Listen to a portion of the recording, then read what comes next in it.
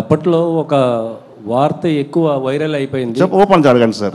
మీకు మధ్యల చెరువు సూర్య గారికి భాను గారికి సంబంధాలు ఉన్నాయి, అందుకే సింగమల రమేష్ని అరెస్ట్ చేశారని చెప్పి అప్పట్లో ఓ టాక్ అయితే నడిచింది వాళ్ళు.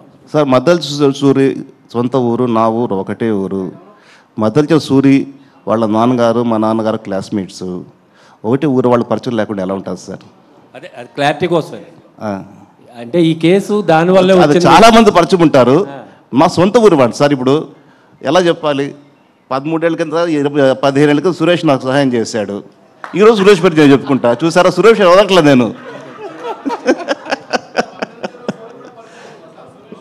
ఏమండి, అది సురేష్ అడగ. సురేష్ పరిచయమా? సూరి నాకు అసలు పరిచయం లేదు.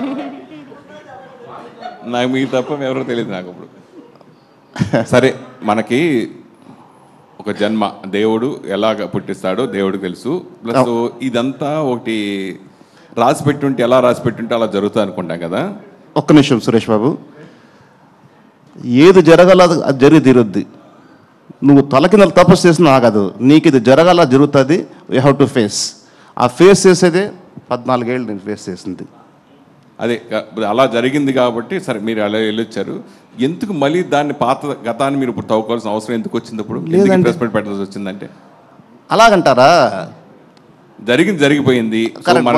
Good question, very good question Suresh గారు. 14 సంవత్సరాలకు ఉన్నది లేనిది ఉన్నది అని చెప్పని సినిమా ఇండస్ట్రీలో తీవ్ర చర్చ.